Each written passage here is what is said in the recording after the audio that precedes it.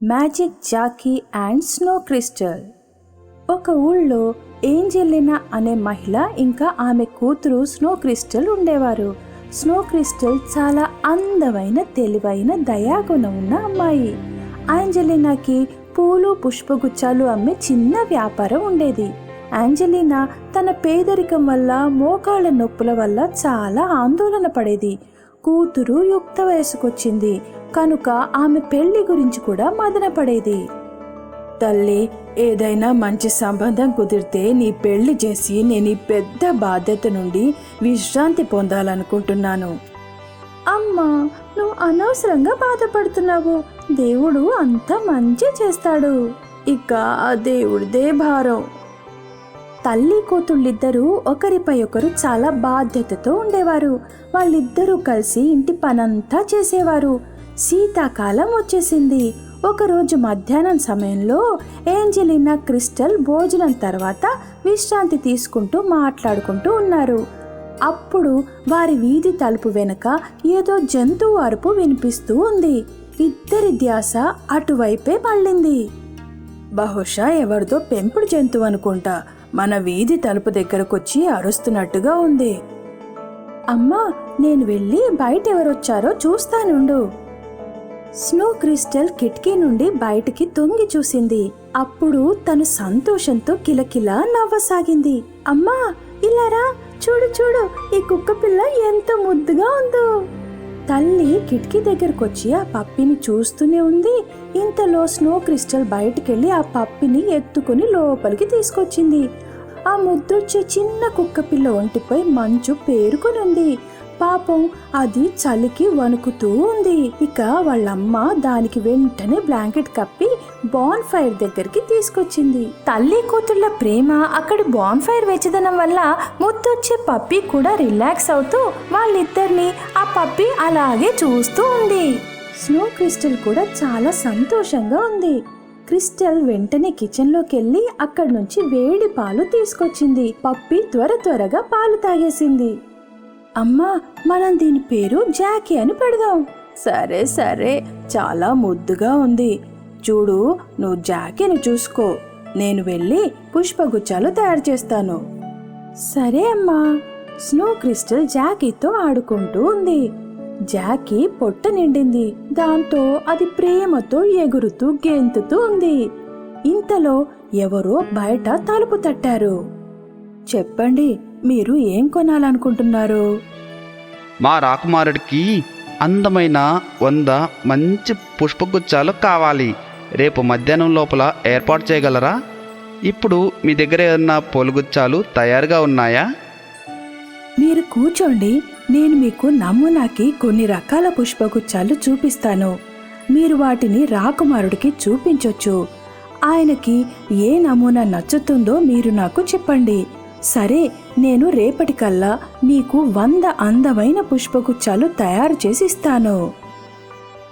ఆ రాజభటుడు ఏంజెలినాకి ముందస్తుగా కొంత డబ్బు ఇచ్చాడు. 3 పుష్పగుచ్చాలు తీసుకొని వెళ్ళిపోయాడు. మన జాకీ మనకి చాలా అదృష్టం తీసుకొచ్చాడు. వీడి రాకతో మొదటిసారి రాజమహల్ నుండి మనకి ఇంత పెద్ద ఆర్డర్ వచ్చింది.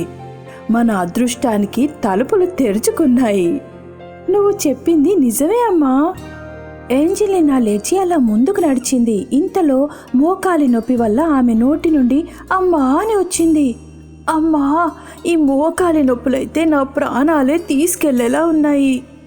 ఆమె మోకాళ్ళని పట్టుకుని కూర్చుంది. జాకీ ఇది చూడగానే వెంటనే దగ్గరకొచ్చింది.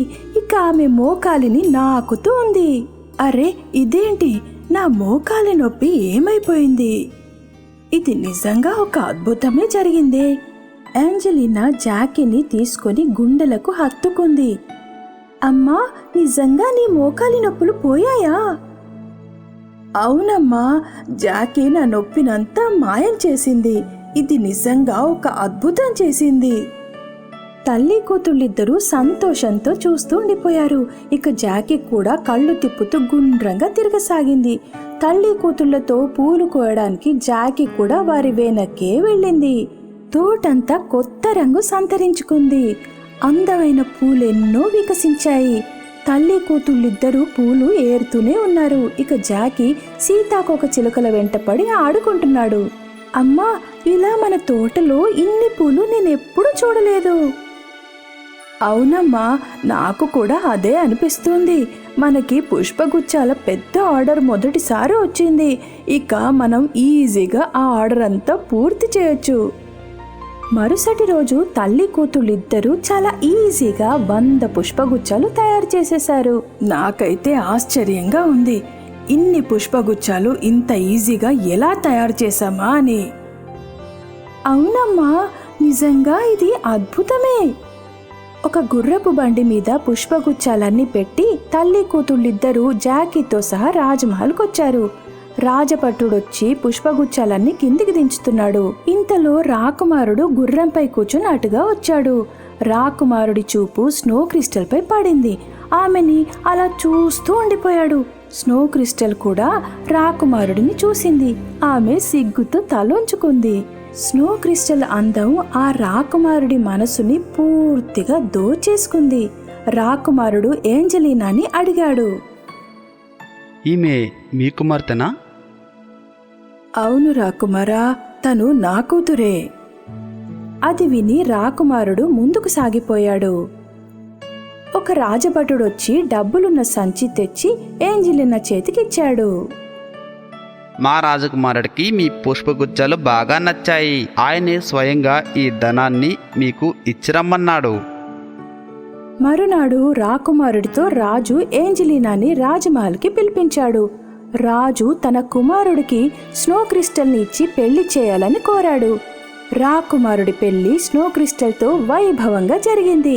ఇక అందరూ సంతోషంగా జీవించసాగారు. If you enjoyed this story, please like and subscribe our channel and press the bell icon to get future updates. And don't forget to comment.